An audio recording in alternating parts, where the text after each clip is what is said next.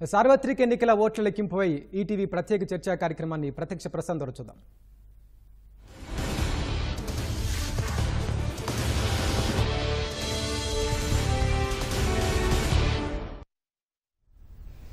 నమస్కారం. సార్వత్రిక ఎన్నికల ఫలితాలపై ప్రత్యేక చర్చా కార్యక్రమానికి స్వాగతం. దేశవ్యాప్తంగా అందరి దృష్టిని ఆకర్షించిన ఆంధ్రప్రదేశ్ ఎన్నికల ఫలితాలపై అందరి దృష్టి కనిపిస్తోంది. ప్రస్తుతం ఈ చర్చలో మనతో పాటు ఉన్న వాళ్ళు టి లక్ష్మీనారాయణ గారు, ఏపీ సమగ్రాభివృద్ధి వేదిక నుంచి. నమస్తే అండి. అట్లాగే కాటా గౌతమ్ గారు, సీనియర్ జర్నలిస్ట్. సార్ నమస్తే అండి. అట్లాగే విక్రమ్ పోలా గారు, ఏపీ రాజకీయాలపై విస్తృత పరిశోధనలు చేశారు. ఇక రవిశంకర్ రెడ్డి గారు, ఆర్సీపీ రాష్ట్ర కార్యదర్శి. అందరికీ నమస్తే అండి. ముందుగా రవిశంకర్ రెడ్డి గారు మీ నుంచి మొదలు పెడదామండి. 175 అని మొదలుపెట్టిన వైఎస్ఆర్సీపీ చాలా ఘోరంగా చతికిలపడ్డ పరిస్థితి ప్రస్తుతం మనం చూస్తున్నాం ట్రెండ్స్లో. అయితే రాయలసీమలో ఇంత దారుణ పరాభవం అనుకోవచ్చా? ఏ జిల్లా చూసిన నెంబర్లు కూటమికి ఆధిక్యం వైపు కనిపిస్తున్నాయి, కానీ అటు ఫ్యాను వైపు వెళ్ళిన దాఖలాలు అయితే కనిపించట్లేదు. 175 అనడంలోనే తీవ్రమైన అహంకారము, లెక్కలేనితనము, ప్రజల పట్ల ఏమాత్రం గౌరవం లేకపోవడము, ప్రతిపక్షాల పట్ల కనీస మర్యాద పాటించకపోవడం అన్న అహంకారపూరితమైన ఏ లక్షణం అయితే కనపడిందో దాన్ని ఈరోజు ప్రజల రెక్కలు విరిసి ఇంట్లో కూర్చోబెట్టినటువంటి పరిస్థితి కనపడతా ఉంది.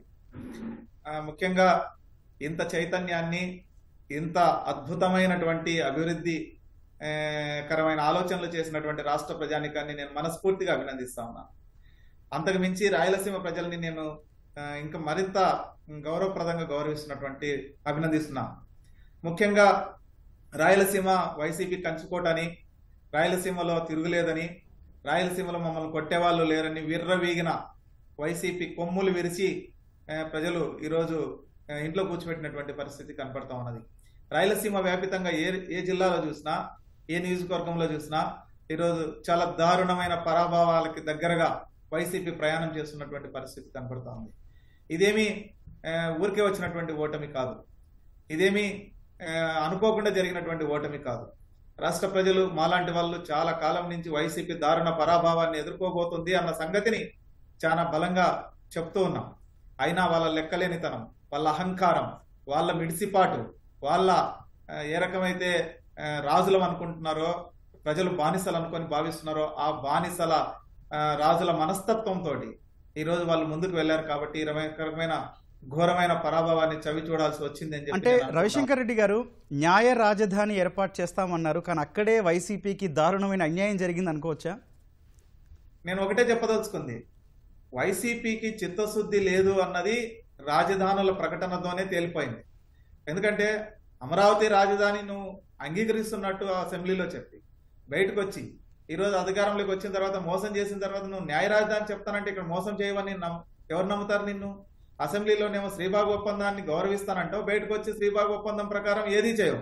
ఈ కృష్ణానది యాజమాన్య బోర్డు ఎక్కడ పెట్టాలను? శ్రీబాగ్ ఒప్పందం ప్రకారం కృష్ణానది ఎక్కడ పారుతా ఉంది? కృష్ణానది విశాఖపట్నంలో పారుతా ఉందా? కృష్ణానది విజయవాడలో పారుతా ఉంది, లేకపోతే రాయలసీమలో పారుతా ఉంది.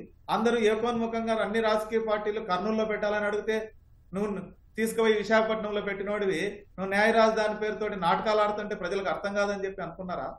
ఆ రకమైనటువంటి అహంభావంతో వాళ్ళు ముందుకు వెళ్లారని చెప్పి నేను అనుకుంటున్నాను. ఈరోజు మీరు గమనిస్తే కర్నూలు కానీ, అనంతపురం కానీ, లేదు తన సొంత జిల్లా తిరుగులేదు మాకు అనుకుంటున్న కడప జిల్లాలో కూడా దారుణమైన పరాభవాలు ఎదురుగాబోతున్నాయి. మీరు ఇప్పటిదాకా కడప జిల్లాలో 5 సీట్లు మాత్రమే వెనుకబడినట్టు వచ్చిన ట్రెండ్స్ ని బట్టి తెలుస్తుంది.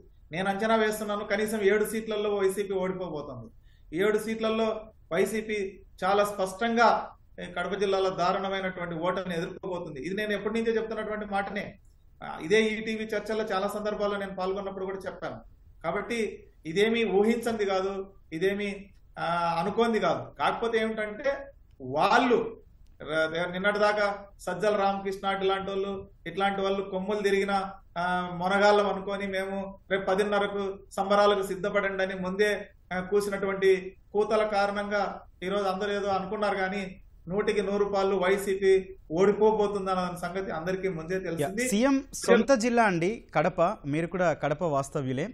అంటే కడపలో చూస్తే ఇప్పటి వరకు 6 ఆధిక్యాల్లో కనిపిస్తుందండి. అంటే 2014లో తీసుకుంటే టీడీపీకి 1, 19లో అసలు అక్కడ ఖాతా కూడా తెరవని పరిస్థితి. కానీ ఇప్పుడు ఏకంగా 6 స్థానాల్లో ఆధిక్యంలో కొనసాగుతోంది. అంటే ఎట్లా చూడాలి, ఏ అంశం ప్రభావితం చేసిందంటారు? తప్పకుండా కడప జిల్లాలో వైసీపీ ఓటమికి ఇంకా పెరుగుతుందని చెప్పి నేను అనుకుంటున్నాను. 6 కాదు 7, మినిమం 7 సీట్లు తెలుగుదేశం కూటమి కడప జిల్లాలో గెలవబోతా ఉంది. దీనికి ప్రధానంగా పనిచేసింది మీ అందరికీ తెలుసు, చాలా బలమైనటువంటి నినాదంగా పనిచేసింది కడప జిల్లాలో వైఎస్ వివేకానంద రెడ్డి హత్య. వైఎస్ వివేకానంద రెడ్డిని క్రూరంగా, కిరాతకంగా, దారుణంగా హత్య చేసి అది చంద్రబాబు మీద మొఖాన వేసి నువ్వు గుడ్డ దుడుచుకో అని చెప్పినటువంటి ఈ తప్పుడు మాటలు ఏవైతే ఉన్నాయో, తప్పుడు కూతలు ఏవైతే ఉన్నాయో, దాంటిని కడప జిల్లా ప్రజలు చాలా బాధపడ్డారు. ఇక్కడ వాళ్ళు వీళ్ళే చంపుకొని చంద్రబాబు మీద వేసి ఆ చంద్రబాబును దోషిగా మనకు చూపెట్టి మన చేత ఓట్లు వేయించుకొని మనతో గెలిచి మళ్ళా వాళ్ళే ఈ హత్యలో నిందితులుగా ఉన్నారు అని చెప్పిన తర్వాత వాళ్ళని రక్షించినటువంటి తీరు ఏ రకంగా అయితే ప్రజలు గమనించినారో అది ప్రధానమైనటువంటి అంశంగా పనిచేసిందని చెప్పి నేను చెప్పదలుచుకున్నాను.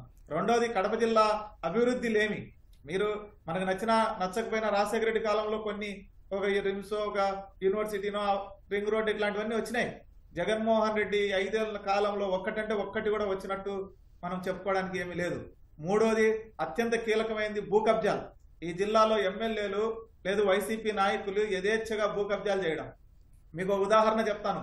ఇక్కడ ఒక ఆయన కమలాపురం ఎమ్మెల్యేగా పోటీ చేసిన రవీంద్రనాథ్ రెడ్డి ఒక ఫ్యాక్టరీ ఓపెన్ చేసినాడు 1980లో, డైమండ్ మినరల్స్ అని. ఆ ఫ్యాక్టరీకి సంబంధించిన స్థలాన్ని ఈ వైసీపీ అధికారంలోకి వచ్చిన తర్వాత ఈ రవీంద్రనాథ్ రెడ్డి బంధువులు ఆక్రమించుకోవడానికి ప్రయత్నం చేస్తే 1.5 కోటి లంచం ఇచ్చి 1.5 కోటి మామూలు ఇచ్చి వాళ్ళ భూమిని వాళ్ళు ఇడిపించుకోవాల్సిన పరిస్థితి వచ్చింది. చాలా ఉన్నాయండి అట్లాంటివి, ప్రతి జిల్లాలో ఉన్నాడు దాదాపు. ఈడ శ్రీనివాసులు రెడ్డి అని హత్యకు గురైనాడు. హత్యకు గురైనప్పుడు మొత్తం భూములే, ఈరోజు శ్రీనివాసులు రెడ్డి దగ్గర ఉన్న భూములన్నీ కూడా వైసీపీ నాయకులటియే, అతని పేరు మీద రిజిస్టర్లు అయినటువంటి కూడా కబ్జాలు చేసినటియే. ఈ కబ్జాల గొడవల్లోనే హత్యలు జరిగినటువంటి పరిస్థితి ఉంది.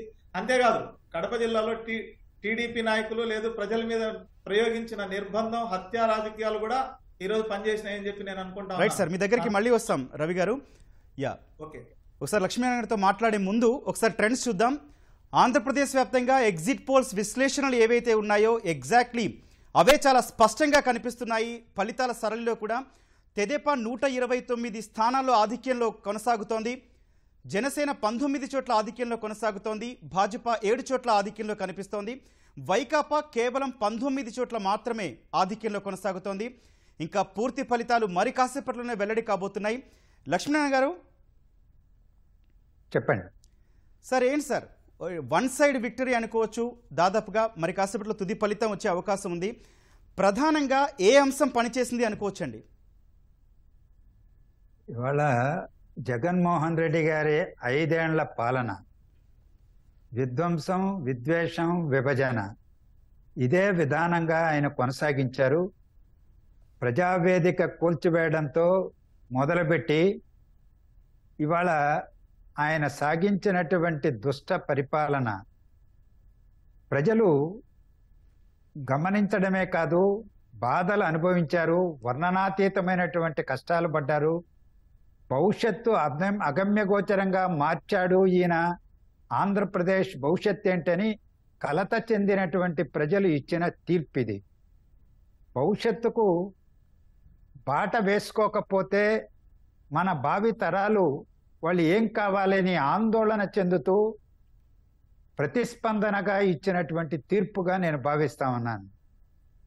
రాజధాని నడిబొడ్డులో ఉండాలి, నీటి ఒడ్డున ఉండాలి, 30,000 ఎకరాలు ఉండాలి, నేను వస్తే బ్రహ్మాండంగా నిర్మిస్తానని చెప్పినటువంటి పెద్ద మనిషి కుర్చీలో కూర్చోగానే ఆ నిర్మాణాలను ఆపేసి విధ్వంసానికి పూనుకొని 3 రాజధానుల చట్టాలు తీసుకొచ్చి నాటకాలాడి మొత్తం రాష్ట్ర భవిష్యత్తునే అంధకారంలోకి నెట్టేశారు.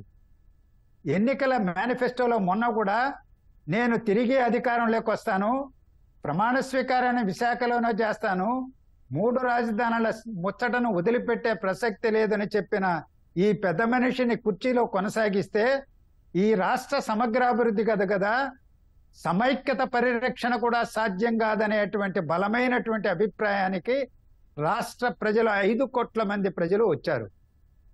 2019 ఎన్నికల్లో 52 స్థానాలు ఉన్నటువంటి రాయలసీమ ప్రాంతంలో కేవలం 3 స్థానాలు మాత్రమే ప్రతిపక్ష పార్టీగా ఆనాటి పాలక పార్టీకి టీడీపీకి ఇచ్చి 49 స్థానాలు వైఎస్ఆర్సీపీకి కట్టబెట్టారు. ఈరోజు ట్రెండ్స్ని బట్టి చూస్తే వాళ్లకు 7-8 సీట్ల కంటే మించి రాయలసీమ 4 జిల్లాల ఉమ్మడి జిల్లాల పరిధిలో రానటువంటి ఒక దౌర్భాగ్య పరిస్థితిని నెలకొన్నది. జిల్లాలు పేర్లు మారుతున్నాయి కానీ ఆధిక్యాలు మాత్రం కూటమి వైపే కనిపిస్తుంది స్పష్టంగా. ఇవాళ ఎందుకని ఆయన మీరిప్పుడు ఒక వార్త తెలుసుకొని సమాచారం తెలుసుకొని రాష్ట్ర ప్రజలకు చెప్పాలి. పోయిన ఎన్నికల్లో 90,000 పైచిలకు ఓట్ల మెజారిటీతో పులివెందల్లో గెలిచాడు. ఇవాళ జగన్మోహన్ రెడ్డి గారి ఆధిక్యత ఎంత అనేది ఒక్కసారి కనుక్కోండి. నా ఉద్దేశంలో తప్పనిసరిగా పడిపోయి ఉంటుంది. ఇవాళ కడప పార్లమెంటు నియోజకవర్గ పరిధిలో ఉన్నటువంటి అన్ని శాసనసభ నియోజకవర్గాలు పులివెందల బద్వేలి మినహాయిస్తే అన్నీ కూడా వాళ్ళు ఓడిపోతున్నారు. కమలాపురం, జమ్మలమడుగు, పొద్దుటూరు, మైదుకూరు, కడప. అందుకని ఆయన సొంత నియోజకవర్గంలోనే ఆ దుస్థితి ఎందుకు ఏర్పడింది వారికి? పులివెందలకి వెళ్తారు, చేపల కొట్లు వచ్చినాయి, మీరు ఆనందపడాలని చెప్పారు, పరదాలు కట్టుకొని తిరిగారు. ఎన్నికల్లో ఏనాడు డబ్బు ఇవ్వనటువంటి జగన్మోహన్ రెడ్డి గారు ఈ ఎన్నికల్లో ఓటర్లకు డబ్బులు పంచినటువంటి దౌర్భాగ్య పరిస్థితి నెలకొన్నది. వివేకానంద రెడ్డి గారి హత్య ఒకటే కాదు, ఈ రోజు అభివృద్ధి ఏంటి, ప్రాజెక్టులేంటి, ఏమైనా నిర్మాణం చేశారా? ఈరోజు గాలేరు నగరి 2వ దశ ఊసెత్తలేదు. మొదటి దశ గత ప్రభుత్వ కాలంలోనే పూర్తి చేస్తే దానికి పంపిణీ వ్యవస్థను కూడా 10 రూపాయలు ఖర్చు పెట్టి పూర్తి చేయలేదు. ఎందుకు కొట్లేయాలండి? గేట్లు ఊడిపోయిన పరిస్థితి. అవును, అందుకనే 44,000 కోట్ల రూపాయలతో రాయలసీమ ఎడారి నివారణ పథకం అన్నాడు. 4,000 కోట్ల రూపాయలు ఖర్చు పెట్టలేదండి. 750 కోట్ల రూపాయలు రాయలసీమ ఎత్తిపోతల పథకం అని చెప్పి శ్రీశైలం దగ్గర కృష్ణా నది వరదల్లో పారేశారంతే. ఆ ప్రాజెక్టే ఆగిపోయింది. గ్రీన్ ట్రిబ్యునల్ స్టే విధించింది, అనుమతులు లేవు. అంటే దగ పరిశ్రమలు రావు, నీటి ప్రాజెక్టులు లేవు, తాగడానికి నీళ్ళు లేని పరిస్థితి. అసలు గతంలో దశాబ్దాలుగా క్రితం నిర్మించినటువంటి బ్రిటిష్ వాళ్ళ కాలంలో నిర్మించినటువంటి ప్రాజెక్టులకు రిపేర్లు కూడా చేయలే. అన్నమయ్య ప్రాజెక్టు కొట్టుకుపోతే ఏం చేశాడని నేను అడుగుతున్నా. పింఛా చిన్న ప్రాజెక్ట్ కొట్టుకుపోతే ఏం చేశాడు? మరి ఎందుకు ఓట్లు ఎత్తాడండి? సొంత జిల్లాలోనే ఓట్లు రానటువంటి పరిస్థితి ఉంటే ఇతర జిల్లాల్లోకి ఎలా వస్తాయి? ఇవాళ గుంటూరు, కృష్ణా, రాయలసీమ రాజధాని నగరాన్ని ధ్వంసం చేసిన తర్వాత ఇక గుంటూరు, ప్రకాశం, కృష్ణా, వెస్ట్ గోదావరి జిల్లాలో ఓట్లు ఎలా వస్తాయి? ఎంతసేపు కులాల మధ్య తంపులు పెడదామా, విభజన తీసుకొద్దామా, కుల విభజన తీసుకొచ్చి ప్రాంతీయ విభజన తీసుకొచ్చి రాజకీయ లబ్ధి పొందుదామనే యావదప్ప, కేసుల నుంచి ఎలా బయటపడాలనేటువంటి యావదప్ప రాష్ట్రం ఎక్కడ పట్టిందండి ఆయనకి? అందుకని ఇంతకంటే ఎక్కువ సీట్లు వస్తాయని నేనేనాడు భావించలేదు. ఆంధ్రప్రదేశ్ అసెంబ్లీ ఎన్నికల ఫలితాల సరళి చూస్తుంటే సైకిల్ జోరు చాలా స్పష్టంగా కనిపిస్తుంది. కూటమి ధాటికి అటు ఫ్యాన్ రెక్కలు విరిచి సంక్షేమమే మమ్మల్ని గెలిపిస్తుంది అన్న వైసీపీ కూడా కేవలం ఓ మూలన కూర్చోబెట్టిన పరిస్థితి కనిపిస్తుంది. ఒకసారి ట్రెండ్స్ చూద్దాం. తెదేపా 132 చోట్ల ఆధిక్యంలో కొనసాగుతోంది. వైకాపా 16 చోట్ల మాత్రమే ఆధిక్యంలో కొనసాగుతుంది. 19 స్థానాల నుంచి 16కి పడిపోయింది. జనసేన 19 చోట్ల ఆధిక్యంలో కొనసాగుతోంది. బీజేపీ 7 చోట్ల ఆధిక్యంలో కొనసాగుతోంది. అటు కూటమి ధాటికి కేబినెట్ మంత్రులు అందరూ కూడా ఓటమి దిశగా పయనిస్తున్నారు. ప్రస్తుతం కాటా గౌతమ్ గారితో మాట్లాడదాం. సార్ నమస్తే అండి. సార్, అసలు రాయలసీమలో మొత్తం 52 స్థానాల్లో కూడా వైసీపీ 8 చోట్ల మాత్రమే ఆధిక్యంలో కొనసాగుతుంది. సీఎం సొంత జిల్లా, అట్లాగే అక్కడ పులివెందుల లాంటి బలమైన కాన్స్టిట్యున్సీ ఉంటుంది. ఇది తప్ప మిగిలిన అన్ని చోట్ల కూడా ఓటమి దిశగానే పయనిస్తున్నాయి. ఒకవేళ పులివెందుల్లో గెలిచినా ఓడినట్టే అనుకోవచ్చా ఈ ఫలితాల సరళి చూస్తుంటే? ఖచ్చితంగానండి. ఎందుకంటే గతంలో ఈ రాయలసీమ ప్రాంతంలో టీడీపీ గెయిన్ చేసింది కేవలం 3 మాత్రమే. అలాంటిది ఇప్పుడు వైకాపాని 8 స్థానాలకి పడవేయగలిగింది అని అంటే ఇది ఒక అద్భుతమైన విజయం కిందే చెప్పుకోవాలి. దీనికి వాళ్ళు అధికారం మదం ఎంతుంది అనేది వాళ్ళు చూపించిన దానికి ప్రజలు తిరిగి రిటార్ట్ ఇచ్చినట్టుగా మనం గుర్తించాల్సిన అవసరం ఉంది. ఎందుకంటే మనం ఒకసారి గుర్తు చేసుకుంటే కనుక వైనాట్ కుప్పం, అంబటి రాంబాబు గారు అన్నారు. కుప్పాన్ని ఎలాగైనా సరే చంద్రబాబు చేతి నుంచి నేను లాక్కొని చూపిస్తాను చూడు అని పెద్దిరెడ్డి రామచంద్రారెడ్డి కుప్పంలో వెళ్ళి అక్కడ మున్సిపాలిటీ ఎలక్షన్స్ జరిగినప్పుడు కానీ లేదా మనకి స్థానిక సంస్థల ఎన్నికలు జరిగినప్పుడు మనం చూసాం ఎలాంటి హింసరచన ధ్వంసరచన చేశారనేది. మొత్తం నామినేషన్ పత్రాలను సైతం లాక్కుని చింపేసి ఎవరిని రానివ్వకుండా తరిమేసిన లాంటి పరిస్థితులన్నీ చూసాం. ఇక మాచర్ల లాంటిదైతే డెడ్లీ చివరిదాకా వెళ్ళిపోయాడు. ఒక పెద్ద దొంగను తీసుకొని విపక్ష నాయకుల్ని చంపేసేదాకా వెళ్ళిపోయాడు. ఇలాంటి హింస రచనని ప్రజలు ఎప్పుడు ఆమోదించరు అనే విషయాన్ని వాళ్ళు సావకాశంగా తీసి పక్కన పెట్టుకోవటం మూలాన ఈరోజు తన సొంత జిల్లాలో సైతం ఇందాక ఎనలిస్ట్ గారు చెప్పినట్టు వాళ్ళకి కేవలం 7 మాత్రమే అనే రకంగా ఎందుకు వస్తుంది వాళ్ళకి అనేది మనం ఇప్పుడు చూసుకోవాల్సిన అంశం. ఇక రాయలసీమలో ఏమాత్రం అభివృద్ధి చేశారు అనేది స్వయంగా పులివెందుల్లో జగన్మోహన్ రెడ్డి గారే తన నోటితో చెప్పారు. మనం ఏనాడైనా ఇక్కడ లైవ్ ఫిష్ చూసామా అని. ఆ లైవ్ ఫిష్ తప్ప వేరే ఏం చేయలేదు. కనీసం పులివెందుల బస్ స్టాండ్ని సైతం కూడా ఆయన బాగు చేయలేదు అనేది మనందరికీ తెలిసిందే. ఎక్కడికి వెళ్ళినా ఈవెన్ పులివెందుల్లో లేదు కడప జిల్లాలో పర్యటనకు వెళ్ళినా కూడా బ్యారికేడ్లు కట్టుకొని నిలువెత్తున పరదాలు కట్టుకొని వెళ్తూ ఉంటే అక్కడ కూడా చాలామంది ప్రజలు ఈ జగన్మోహన్ రెడ్డి గారిని ప్రశ్నించడానికి వచ్చారు. మన ఎన్నికలకు ముందుగా సిద్ధం సభల కంటే కొంచెం ముందు ఒకసారి ఆయన పులివెందులు వెళ్ళినప్పుడు అక్కడ ఆయన్ని నిలదీయటానికి కొంతమంది రైతులు వచ్చారు. ఎందుకు ఎప్పుడో జరిగిన ఒక దాంట్లో భూ వివాదాలు కానీ లేకపోతే మిగతా ఈ అంశాల్లో కొన్నిట్లో ఆయన నిలదీయటానికి వస్తే ఏంటి నన్నే మీరు ప్రశ్నించడానికి వచ్చారా అనే రకంగా జగన్మోహన్ రెడ్డి గారు సమాధానం చెప్పడం కూడా జరిగింది. ఇలాంటి ఒక హింస రచన చేస్తున్నప్పుడు ఇక మళ్ళీ కూల్చటం అనేది మరి జగన్మోహన్ రెడ్డి గారికి ఎంత ఇష్టం అనేది ప్రజావేదిక కూల్చవేతతోటి మనం చూసాం. ఎందుకంటే అధికారంలోకి వచ్చిన మొట్టమొదటి రోజే నిర్ణయించుకున్నాడు ఆ ప్రజావేదికను కూల్చేయాలని. మొన్న ఏదో ఒక ఇంటర్వ్యూలో ఎల్వి సుబ్రహ్మణ్యం గారు కూడా చెప్తూ అక్కడ కలెక్టర్స్ మీటింగ్ ఎందుకు పెట్టవలసి వచ్చింది, ఆ పెట్టిన తరువాత అది ఎందుకు కూల్చగొట్టాల్సిన అవసరం వచ్చిందో ఆయన సవివరంగా చెప్పారు. ఆ తర్వాత మీటింగు జరగలేదు, ఎవరితోనూ కలవలేదు. ఎప్పుడైనా సరే విర్చువల్గానే ఆయన మీటింగ్కి వచ్చారు తప్ప ఆ ప్రజావేదికలో మీటింగ్ చేయాల్సి వచ్చిన కారణానికి దాన్ని కూల్చేశారు. ఏసీలు కానీ టైల్స్ కానీ అక్కడున్న సరంజామాను మొత్తం అక్కడే ఉన్న పలానా కూల్చేస్తే ఏ ప్రజలు హర్షిస్తారండి? ఇలాంటి ఒక ధ్వంస రచనని చేయటం మూలాన జగన్మోహన్ రెడ్డికి ఈరోజు ఇంత పరిస్థితి వచ్చింది.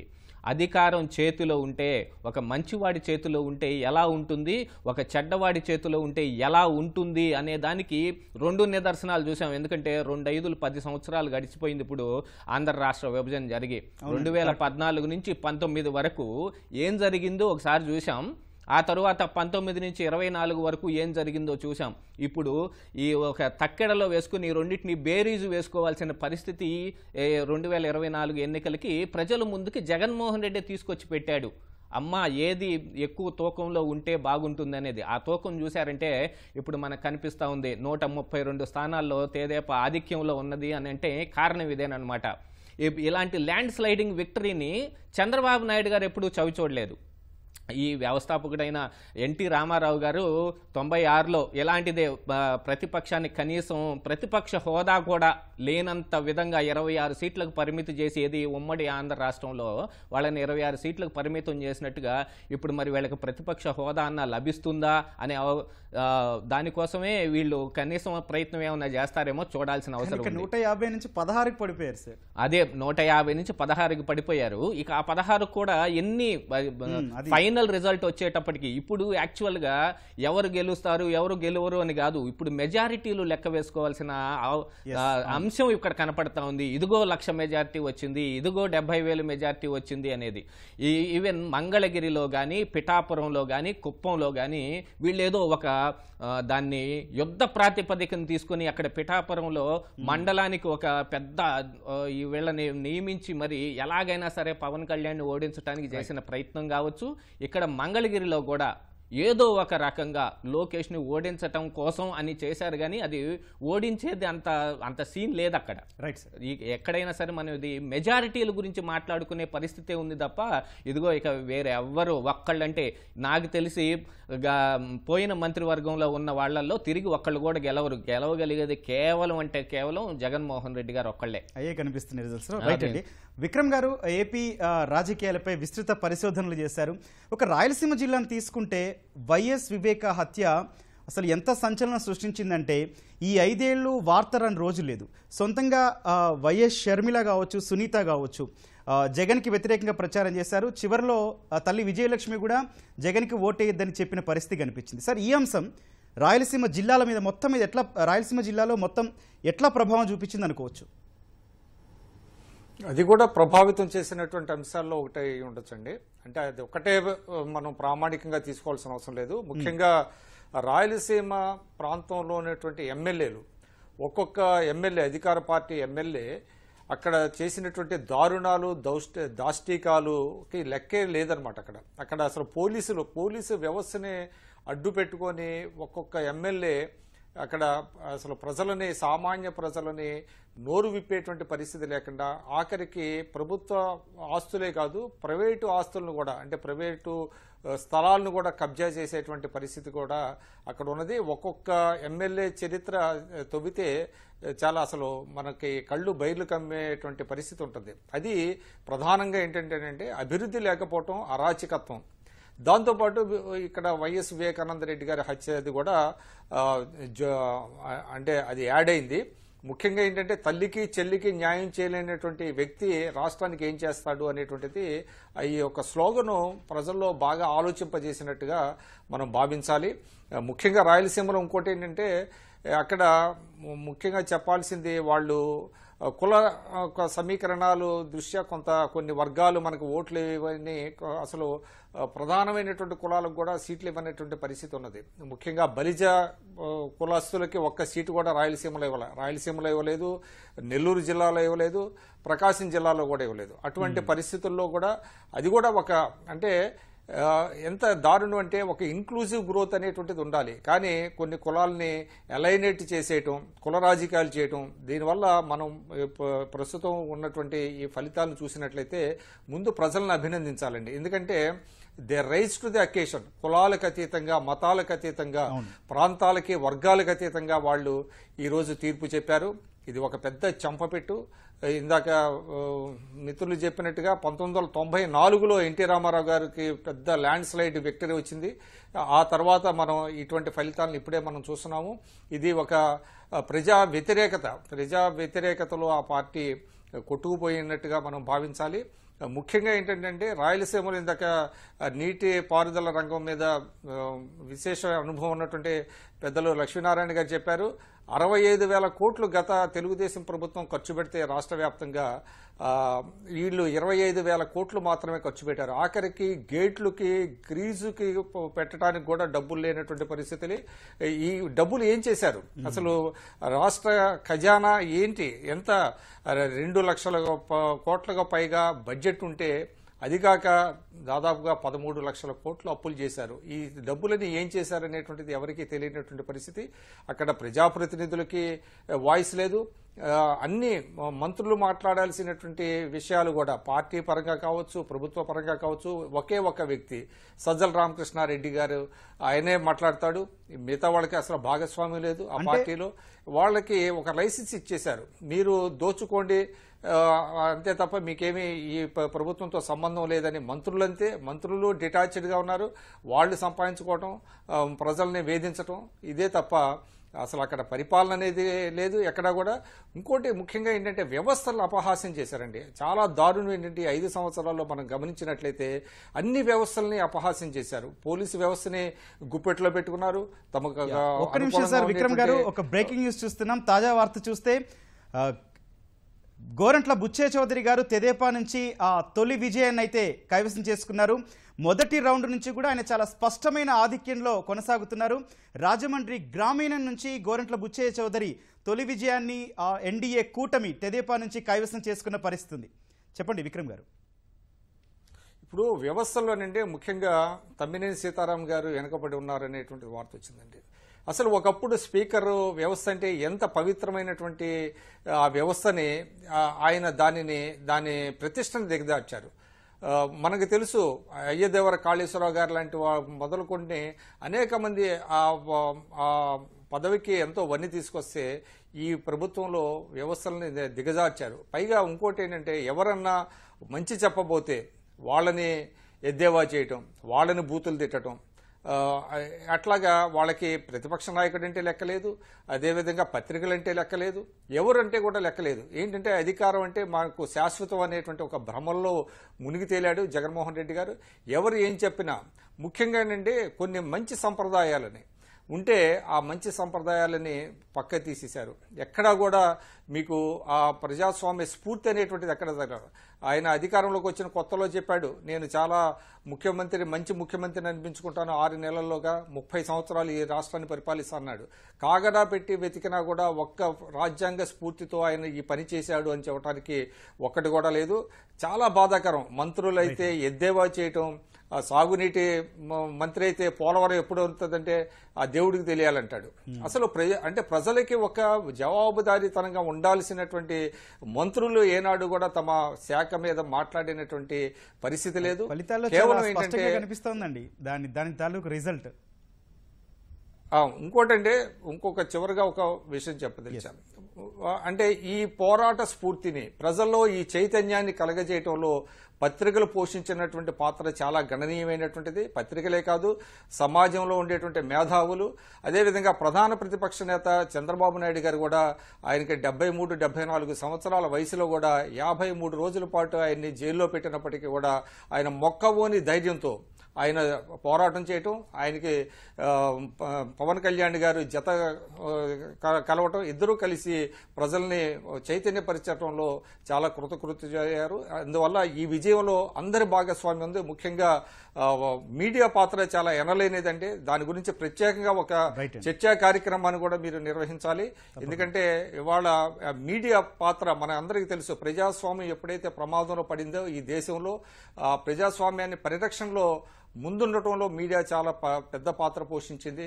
అదేవిధంగా ఈ 5 సంవత్సరాల అరాచకాలను ప్రజలకు చేరవేయటంలో, చైతన్యపరచడంలో పత్రికలు, మీడియా సంస్థల పాత్ర చాలా ఎనలేనిదని నా అభిప్రాయం. గ్రహణం వీడిపోయింది. ఆంధ్రప్రదేశ్ అసెంబ్లీ ఎన్నికల ఫలితాల్లో టీడీపీ, జనసేన, బీజేపీ కూటమి ప్రభంజనం చాలా స్పష్టంగా కనిపిస్తుంది. మొదటి రౌండ్ అంటే పోస్టల్ బ్యాలెట్లు వెల్లడైన దగ్గర నుంచి చూస్తుంటే ఇప్పటి వరకు కూడా ఏకపక్ష ఫలితాలే కనిపిస్తున్నాయి. ఆంధ్రప్రదేశ్ ప్రజలందరూ కూడా ఇన్నాళ్లుగా ఈ 5 ఏళ్లుగా పడ్డ సమస్యలు, అమరావతి ప్రజలు కావచ్చు, రాయలసీమ నుంచి కావచ్చు, ఉత్తరాంధ్ర, కోస్తాంధ్ర, దాదాపు ప్రతి జిల్లా చూసుకున్నా కూడా టీడీపీ కూటమికే స్పష్టమైన ఆధిక్యం కట్టబెట్టారు. ఈవీఎంలో టీడీపీ, జనసేన, బీజేపీ గుర్తు తప్ప ఫ్యాన్ గుర్తుని కనీసం దరిచేరని పరిస్థితి కూడా ప్రస్తుతం ఫలితాలు చూస్తున్నాం. ఒకసారి ట్రెండ్స్ చూద్దాం. ఇప్పటివరకు ఉన్న ఫలితాలు. టీడీపీ ఒక గెలుపును కూడా కైవసం చేసుకుంది. రాజమండ్రి గ్రామీణ నుంచి గోరంట్ల బుచ్చయ్య చౌదరి తొలి విజయాన్ని ఖాతాలో వేసుకొని రాష్ట్రంలో అధికారం చేపట్టబోయేది మేమే అనే దానికి పసుపు జెండాను రెపరెపలాడించిన పరిస్థితి. ప్రస్తుతం టీడీపీ 133 చోట్ల ఆధిక్యంలో కొనసాగుతోంది. అటు జనసేన 20 చోట్ల ఆధిక్యంలో కొనసాగుతోంది. భాజపా 7 చోట్ల ఆధిక్యంలో కొనసాగుతుండగా ఇప్పటి వరకు అధికారంలో ఉన్న వైకాపా 14 చోట్ల మాత్రమే ఆధిక్యంలో కొనసాగుతుంది. ఇవి చేదు ఫలితాలు అందామా అంటే అంతకు మించి అని చెప్పి రాష్ట్ర ప్రజలే తీర్పిచ్చిన పరిస్థితి చాలా స్పష్టంగా కనిపిస్తుంది. ప్రస్తుతం మనతో పాటు లక్ష్మీనారాయణ గారితో మాట్లాడదాం. ఒకసారి లక్ష్మీనారాయణ గారు, క్యాబినెట్ మంత్రులు మొత్తాన్ని కూడా రాష్ట్ర ప్రజలు తిరస్కరించినట్టు కనిపిస్తుంది. నన్ను చూసి ఓటేయండి అంటూ కూడా జగన్ గారు మాట్లాడిన పరిస్థితి. మరోవైపు అభ్యర్థుల్ని కూడా షఫుల్ చేసిన పరిస్థితి. అసలు దాదాపుగా ఆ అభ్యర్థికే తెలియదు నేను అక్కడి నుంచి పోటీ చేస్తామని. విజయసాయిరెడ్డి కూడా నెల్లూరు నుంచి పోటీ చేస్తానని ఆయనకు తెలియని పరిస్థితి. ఆయన ఎక్కడో వైజాగ్లో ఖర్చీఫ్ వేసుకుంటే అక్కడి నుంచి చాలా సున్నితంగా తీసేసి ఆయన నెల్లూరులో కూర్చోబెట్టారు. కానీ క్యాబినెట్ మంత్రులు కూడా ఇప్పుడు ఓటమి దిశగా పయనిస్తున్నారు. ఈ ఫలితాలన్నిటికీ కారణం జగన్ను చూసే రాష్ట్ర ప్రజలు విసుగు చెంది ఈ రకమైన ఫలితాలు ఇచ్చారనుకోవచ్చా? అనుమానం లేకుండా ఇది జగన్మోహన్ రెడ్డి గారి దుష్పరిపాలన పైన తిరుగుబాటు. ప్రజలు 5 కోట్ల మంది ప్రజలు చేసినటువంటి తిరుగుబాటు. శాసనసభ స్పీకరు నిష్పక్షపాతంగా ఉండవలసినటువంటి వ్యక్తి శాసనసభలో ఎలా వ్యవహరించాడో మనమందరం చూశాం. ఆయన రాజధాని అమరావతిని ఎడారితో పోల్చాడు, అలాగే శ్మశానంతో పోల్చారు బొత్స సత్యనారాయణ గారు. వాళ్ళ పరిస్థితి ఏంటి? వాళ్ళ ఉత్తరాంధ్రలో ఎలాంటి ఫలితాలు వస్తున్నాయో వాళ్ళకి ఇప్పుడు బుద్ధి తెచ్చుకునేటువంటి పరిస్థితి వచ్చింది. విజయనగరం కానీ, శ్రీకాకుళం కానీ, ఉమ్మడి విశాఖ జిల్లా కానీ ఇవన్నీ కూడా నిన్నగాక మొన్న కూడా ఏర్పాట్లు చేస్తున్నాం ప్రమాణ స్వీకారం చేయడానికి. హోటళ్ళన్నీ రూములు బుక్ అయిపోయినాయి, రైళ్లు బుక్ అయిపోయినాయి అని చెప్పి కాకమ్మ కబుర్లు చెప్పారు, జనాన్ని మోసగించే మాటలు చెప్పారు. ఇప్పుడు ఉత్తరాంధ్ర ప్రజలు ఏం తీర్పిచ్చారో సిగ్గున్నదా వీళ్ళందరికీ? ఒక్కసారి రాజకీయాల్లో అసలు వీళ్ళు ఉండడానికి అర్హులా అని ఆలోచించుకోవాలి. రాయలసీమ ఈ కర్నూలు న్యాయ రాజధాని అన్నారు. ఉమ్మడి కర్నూలు జిల్లాలో ఒక్క సీటు అటు ఇటు మిణుకుమంటున్నది, వెనక్కి వెళ్ళిపోతున్నది. ఒక్క సీటు కూడా ఆధిక్యతలో లేదు. ఇవాళ కడప జిల్లాలో జగన్మోహన్ రెడ్డి గారు ఒకప్పుడు 5 లక్షల పైచీలకు ఆధిక్యతతో పార్లమెంటు ఉప ఎన్నికలో గెలిచారు. ఆనాడు నేనే సమీక్ష కూడా రాశాను, దానిపైన ఒక వ్యాసం కూడా. మరి దాన్ని సాక్షిలోనే ప్రచురించారు దాన్ని. ఈ రోజు పరిస్థితి ఏంటి? ఆ పార్లమెంటు నియోజకవర్గ పరిధిలో ఉన్న స్థానాలు అత్యధికం ఓడిపోతున్నారు. అందుకనే జగన్మోహన్ రెడ్డి గారి నియోజకవర్గంలో ఆధిక్యతను కూడా తెలుసుకోమని చెప్పా. పోయినసారి 90,000, ఇవాళ వచ్చిందా? వస్తుందా? నాకైతే అనుమానమే. ఒక 2 రోజుల క్రితం ఎగ్జిట్ పోల్స్ వచ్చినప్పుడు కేకే గారి రిజల్ట్స్ ఎగ్జిట్ పోల్ మన దాంట్లోనే చర్చ పెట్టారు ఈటీవీలో. ఆనాడు 14 సీట్లే వస్తాయి వైఎస్ఆర్సీపీ కంటే, అది కరెక్ట్ అయినటువంటి అంచనా అని నేను సమర్థించాను. అవి రావడానికి కూడా అర్హత లేదని నా అభిప్రాయం. ఎందుకంటే అంత దుష్ట పరిపాలన సాగింది కాబట్టి. ఎలాంటి దుష్ట పరిపాలన అంటే, నాలాంటి వాళ్ళం, లేకపోతే రామోజీరావు గారు లాంటి వాళ్ళు. రామోజీరావు గారిలో ఎప్పుడన్నా ఒక రాజ్యసభ సభ్యుడు కావాలనో లేకపోతే రాజకీయాల్లో ఆధిపత్యం వహించాలని కోరుకున్నారా? ఎంత కక్ష కట్టించారు, మార్గదర్శి పైన ఎంత దాడి చేశారు. ఒకవైపున కర్ణాటకలో, తెలంగాణలో విస్తరిస్తూ పోతూ ఉంటే, ఆంధ్రప్రదేశ్లో కష్టాలు, కేసులు, వేధింపులు, వాళ్ళని అరెస్ట్ చేయాలనే ప్రయత్నాలు ఎన్ని చేశారు. అలాగే ఈనాడు, అసలు అసెంబ్లీ సెషన్స్ కి ఈనాడు, ఆంధ్రపత్రిక, ఆంధ్రజ్యోతి, TV5 లాంటి ఛానల్స్ ని, పత్రికా విలేకరుల్ని శాసనసభ సమావేశాల ప్రాంగణంలోనికి రాని ఒక దుష్ట పరిపాలన. ప్రజాస్వామ్యం లేదా పత్రికా స్వేచ్ఛ ఈ రాష్ట్రంలో ఉన్నదా?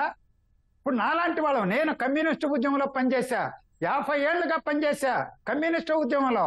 నేను గూండానా, రౌడీనా, లేకపోతే ఆంధ్రప్రదేశ్ ను దోపిడీ చేస్తున్న ఘరానా దొంగలా? అంటే సోషల్ మీడియాలో పోస్ట్ పెట్టినా తీసుకొచ్చి వాళ్ళని జైల్లో నిర్బంధించిన పరిస్థితి. ఎలా మర్చిపోతాం? అనేక ఇవి సోషల్ మీడియా గ్రూప్స్ ఏర్పాటు చేసి గజ దొంగల పేరుతో ఒక 12 మంది 13 మంది సోషల్ మీడియా ఏర్పాటు చేసిన పరిస్థితి కూడా ఉందండి. వాస్తవం. వెంకయ్య నాయుడు గారు ఉపరాష్ట్రపతి, లేకపోతే చంద్రబాబు నాయుడు గారు, లేకపోతే బివి రాఘవులు గారు, కె నారాయణ గారు, లేకపోతే రాధాకృష్ణమూర్తి గారు, రామోజీరావు గారు లాంటి వాళ్ళు, వీళ్ళందరూ గజ దొంగలండి. ఈ రాష్ట్రంలో సమాజానికి సేవ చేస్తున్నటువంటి వాళ్ళని, నిస్వార్థంగా సేవ చేస్తున్నటువంటి వాళ్ళని కులం పేరుతో భ్రష్టు పట్టించేటువంటి దుర్మార్గ రాజకీయ నీతి అనుసరించినటువంటి జగన్మోహన్ రెడ్డికి అసలు ఈ పనిష్మెంటే చాలదు. ఆయన కేసుల్లో త్వరితగతిన విచారణ జరగాలి, జైలుకు పంపించాలి. అది వివేకానంద రెడ్డి హత్య కేసా, లేకపోతే అవినీతి కేసా, కుంభకోణాల కేసా? రేపు ప్రభుత్వం రాగానే అన్ని రంగాలలో, అది వైద్య రంగమా, విద్యారంగమా, ఇరిగేషనా, లేదా ఆర్థిక వ్యవస్థ, ఆర్థిక పరిస్థితి, శ్వేతపత్రాలు ప్రకటించి అధికారులు, రాజకీయ నాయకులు, మంత్రులు, ముఖ్యమంత్రి మొదలుకొని సలహాదారుల వరకు వాళ్ళు చేసినటువంటి దాష్టికాలు, అవినీతి, అక్రమాలు, కుంభకోణాలు వెలికితీసి వాళ్ళందరినీ జైలుకి పంపించాలి. శాశ్వతంగా రాజకీయాల్లో ప్రక్షాళన జరగాలనేటువంటిదే నా కోరిక. జీవోలు వెబ్సైట్ లో పెట్టిన పరిస్థితి కదా సార్. అసలు జీవోలా? నేను మా రవిశంకర్ ఉన్నారు, ప్రాజెక్టుల గురించి మేము ఎప్పుడు తపన పడతాం, జీవోలు వెతుకుతాం. ఏ జీవో వచ్చిందా ఇరిగేషన్ డిపార్ట్మెంట్ లో? ఒక్క జీవో రాదు. హైకోర్టు చెప్పినా, తీర్పు ఇచ్చినా, పదే చెప్పినా పెట్టరు. ఎక్కడ అవినీతి జరిగిందో తెలియదు. ఎక్కడ కుంభకోణాలు జరిగినాయో తెలీదు. ఇసుక, ఎర్రచందనం, మా ఊరి దగ్గర ఉన్నటువంటి ముగ్గురాయి కానీ మంగంపేట వెరైటీస్ ఏదున్నది, భూములు, భూ హక్కు చట్టం తీసుకొచ్చారు. ఎంత దుర్మార్గమైన చట్టం అండి అది. ఒక అధికారి ఐఏఎస్ అధికారి రిటైర్డ్ అయిన రెవెన్యూ డివిజన్ లో కూర్చుంటాయంటే తీర్పులు ఇస్తాయట. ఏ మేరకు తీర్పు ఇవ్వాలి? సివిల్ ప్రొసీజర్ కోడ్ 1508 మీరు పాటించాల్సిన అవసరంలా, మీరు న్యాచురల్ జస్టిస్ కొలబద్దగా మీరు తీర్పులు ఇవ్వాలని చట్టంలో రాస్తారా? అది చట్టమా? ప్రజలకు తెలిసే కొద్దీ ఇప్పుడు ఈ రోజు ఈ తీర్పులు అసలు డిపాజిట్లు పోవాలి, వాళ్ళకి చాలా చోట్ల డిపాజిట్లు పోవాలి వైఎస్ఆర్సీపీకి. తెలుగు బిడ్డలందరూ తిరగబడ్డ పరిస్థితి కనిపిస్తుంది. మహిళలు, వృద్ధులు, అట్లాగే యువత అత్యధిక స్థాయిలో రాష్ట్రంలో ఎటువంటి అభివృద్ధి లేదని జగన్ పాలనపై వాళ్ళు ఏకపక్షంగా తీర్పిచ్చిన పరిస్థితి ఫలితాల్లో చూస్తున్నాం. భారీ మెజార్టీ దిశగా కూటమి అభ్యర్థులు తెదేపా నుంచి కావచ్చు, జనసేన నుంచి కావచ్చు, బీజేపీ నుంచి కావచ్చు భారీ ఆధిక్యాల దిశగా దూసుకుపోతున్న పరిస్థితి. ప్రస్తుతం ఒకసారి ట్రెండ్స్ చూస్తే తెదేపా 133 స్థానాల్లో ఆధిక్యంలో కొనసాగుతుంది, ఓ చోట విజయం సాధించింది. జనసేన 20 స్థానాల్లో ఆధిక్యంలో కొనసాగుతుంది, భాజపా 7 చోట్ల ఆధిక్యంలో కొనసాగుతుండగా వైకాపా అంతకంతకు ఆధిక్యాల్లో కూడా క్షీణిస్తూ 14 స్థానాల్లో మాత్రమే ఆధిక్యంలో కొనసాగుతున్న పరిస్థితి. రవిశంకర్ రెడ్డి గారు, జగన్ ఈ ఎన్నికల్లో ఓడిపోతారని భావించి రాష్ట్ర ప్రజలు ఆయన సభలు జరుగుతుండగానే మధ్యలోనే వెనక్కి వెళ్ళిపోతున్న పరిస్థితి కనిపించింది. మరోవైపు చాలా మంది బహిరంగంగానే విమర్శలు చేసిన పరిస్థితి కనిపిస్తుంది. అయినా కూడా కొంతమంది సర్వే సంస్థలు కావచ్చు, కొంతమంది జర్నలిస్టులు కావచ్చు జగనే గెలుస్తాడు అని ఇచ్చిన ఫలితాలను ఎట్లా చూడాల్సిన అవసరం ఉంది, ఎందుకు ఇచ్చారనుకోవచ్చు? తప్పకుండా దీని ఇప్పుడు మనం గమనించాల్సిన విషయం ఏంటంటే జగన్మోహన్ రెడ్డి ఓడిపోతాడు అన్న విషయం చాలా కాలం క్రితమే నిర్ణయించబడింది. ప్రజలు చాలా కాలం క్రితమే ఈ దుష్ట పరిపాలనని, దుర్మార్గాలని, దాష్టికాలని, దౌర్జన్యాలని భూమి మీద నుంచి తొలగించుకోవాలా అన్న అభిప్రాయానికి చాలా కాలం క్రితమే వచ్చినారు. వీళ్ళ దాష్టికాలు ఎన్ని చెప్పినా తక్కువే. అది ఇసుక దోపిడీ కావచ్చు, సారాయి దోపిడీ కావచ్చు, లేకపోతే పత్రికల మీద దాడి, ఈనాడు, ఈటీవీ మీద, లేకపోతే మార్గదర్శి మీద, రామోజీరావు మీద, రాధాకృష్ణ మీద, లేకపోతే దుష్ట చతుష్టయం పేరుతోటి జగన్మోహన్ రెడ్డి ఆడిన అన్ని నాటకాలు. జగన్మోహన్ రెడ్డి దుష్ట చతుష్టయం అన్నాడు, వాళ్ళు దుష్ట చతుష్టయం ఎవరో ఈరోజు ప్రజలు తీర్పిచ్చినారు, అది మీరే జగన్మోహన్ రెడ్డి అని చెప్పినారు. రెండోది పేదలు పెత్తందారులకు మధ్య పోరాటం అన్నారు. జనం కూడా చాలా స్పష్టంగా అవును పేదలకు పెత్తందారులకి పోరాటం, నువ్వు పెత్తందారుడి గమ్మునుండు అని చెప్పినారు. కాబట్టి చాలా స్పష్టంగా చెప్పినారు. రెండోది ఇంత పరిస్థితులు ఉన్నా కూడా కొంతమంది దిగజారిన జర్నలిస్టులు, ముఖ్యంగా దేవులపల్లి అమర్ లాంటి వాళ్ళు, కొమ్మినేని శ్రీనివాసరావు లాంటి వాళ్ళు, లేకపోతే ఇట్లాంటి భజన పరులంతా కలిసి ఏదో బ్రహ్మాండంగా రాబోతుందన్న ప్రచారం చేసినారు. కొన్ని టీవీలు, నేషనల్ టీవీలు, కొన్ని లోకల్ సర్వే ఏజెన్సీలు అన్ని కలిపి ఏదో జగన్మోహన్ రెడ్డి మళ్ళీ గెలవబోతున్నాడు, 100 సీట్లతో గెలవబోతున్నాడు, 130 సీట్లతో గెలవబోతున్నాడు, పోయినసారి కన్నా ఎక్కువ గెలవబోతున్నాడు అన్న భ్రమలు కల్పించేటువంటి ప్రయత్నం చేసి వాళ్ళు ఎవరైతే వైసీపీని నమ్ముకొని ఉన్నారో వాళ్ళని నిండా ముంచేసినటువంటి పరిస్థితి ఉంది. ఎన్నికల్లో ఖర్చు పెట్టడం ద్వారా ముంచేయడం కాదు, ఇప్పుడు ఈ పంద్యాలు పెట్టి ఓడిపోయి ఇల్లులు, ఆస్తులు పోగొట్టుకునే స్థితికి దిగజార్చినటువంటి దిగజారుడు రాజకీయాలకి తోడ్పడిన వాళ్ళు వీళ్ళందరూ కలిసి అని చెప్పి నేను చెప్పదలుచుకున్నాను. ఇంకా ముఖ్యంగా చెప్పదలుచుకుంది ఏంటంటే జగన్మోహన్ రెడ్డి ముఠా ఈ రాష్ట్రంలో పరిపాలన చేసి ఉంటే కదా గెలవడానికి, అభివృద్ధి చేసి ఉంటే కదా ఓట్లు అడగడానికి, ప్రజలకు మేలు చేసి ఉంటే కదా వాళ్ళకు ఉపయోగపడడానికి, దుర్మార్గాలకి, దౌర్జన్యాలకి కేర్ ఆఫ్ అడ్రస్ గా ఆంధ్రప్రదేశ్ మార్చిన నేపథ్యంలో మీరు చూస్తే పోలీస్ వ్యవస్థ ఎక్కడునింది? అది వైసీపీ అనుబంధ విభాగంగా పనిచేసింది గత 5 సంవత్సరాల్లో. జగన్మోహన్ రెడ్డి ఎవరిని కొట్టమంటే వాళ్ళని కొట్టడం, ఎవరిని అరెస్ట్ చేయమంటే వాళ్ళని అరెస్ట్ చేయడం, ఎవరి కేసు మీద కేసు పెట్టడం, ఎవరిని ధర్నాలు చేయనీయకుండా ఆపమంటే ఆపడం, ఇదే పని కదా. చంద్రబాబు దగ్గర నుంచి నాలాంటి మామూలు దాకా అందరికీ ఇదే సూత్రం కదా. ముసలామె రంగనాయకమ్మ ఒక మాట అడిగితే సోషల్ మీడియాలో ఆమెను తెచ్చి అరెస్ట్ చేస్తారు. ఇంకొక పిల్లగాడ ఒక 20 ఏళ్ల కుర్రోడు సాఫ్ట్వేర్ ఇంజనీర్ అడిగితే అతన్ని తెచ్చి అరెస్ట్ చేస్తారు. లేకపోతే సుధాకర్ మాస్కులు లేవంటే అతను తెచ్చి రోడ్డు మీద పిచ్చోని చేసి చంపేస్తారు. లేకపోతే డోర్ డెలివరీ మర్చిపోయారు సార్ మీరు, డోర్ డెలివరీ మర్చిపోయారు. ఎమ్మెల్సీ అనంతబాబు డోర్ డెలివరీ చేస్తే ఆయన భుజాన పెట్టుకొని జగన్మోహన్ రెడ్డి వీరుడు సూర్యుడు అని తిరుగుతాడు. లేకపోతే పులివెందుల్లో హత్యలు చేస్తే వాళ్ళకి సంబంధం లేదని చెప్తారు. నంద్యాలలో ముస్లిం కుటుంబాన్ని హత్య చేస్తే ఆత్మహత్య చేసుకునేలాగా ప్రయత్నం చేస్తే వాళ్ళకి సంబంధం లేదంటారు. దువ్వూరులో ఒక ముస్లిం కుటుంబం వైసీపీకి సంబంధించిన జగన్మోహన్ రెడ్డి బంధువు ఆయప్ప నా భూమి అంతా లాక్కున్నాడని చెప్తే అది పట్టించుకోరు. అసలు పోలీసులు తిరిగి వీళ్ళ మీదనే కేసులు పెడతారు, వీళ్ళనే కొడతారు, వీళ్ళనే స్టేషన్లకు రానియకుండా తరిమేస్తారు. ఈ రకంగా పోలీసు వ్యవస్థను అంతా కూడా ప్రైవేటు విభాగంగా మార్చి దాడులు, దౌర్జన్యాలు, హింసని ప్రేరేపించడం ద్వారా జగన్మోహన్ రెడ్డి అనేటువంటి వ్యక్తి రాష్ట్రాన్ని చిన్నాభిన్నం చేయడానికి ప్రయత్నం చేసిన నేపథ్యంలో ప్రజలు చాలా చైతన్యవంతంగా ఎప్పుడో చెప్పినారు. ఆ మీటింగుల నుంచి ఎన్నికపోవడం కానీ, అందరూ ఎక్కడ చూసినా కూడా ప్రశ్నించడం కానీ, ఎమ్మెల్యేలను క్వశ్చన్ చేయడం కానీ, ఇవన్నీ జరుగుతూ ఉంటే గుడ్డోడు కదా ఉన్నట్టు జర్నలిస్టులు కొంతమంది, సర్వే ఏజెన్సీలు కొంతమంది కళ్ళు మూసుకొని చెవులు మూసుకొని అన్ని కనబడుతున్నాయి అన్నట్టు నాటకాలు అన్నారు.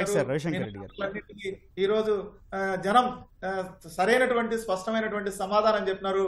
మీరు ఈ రోజు ఎవరైతే జగన్మోహన్ రెడ్డిని సమర్థించినారో, మద్దతు ఇచ్చినారో, పొగిడినారో, ఆయన నెత్తిన పెట్టుకున్నారో వాళ్ళందరూ ఈ రోజు గుంజిళ్ళు తీసి ప్రజలకు క్షమాపణ చెప్పాలని డిమాండ్ చేస్తున్నాను. మిమ్మల్ని చరిత్ర క్షమించదని చెప్పిన ఈ సందర్భంగా చెప్పారు.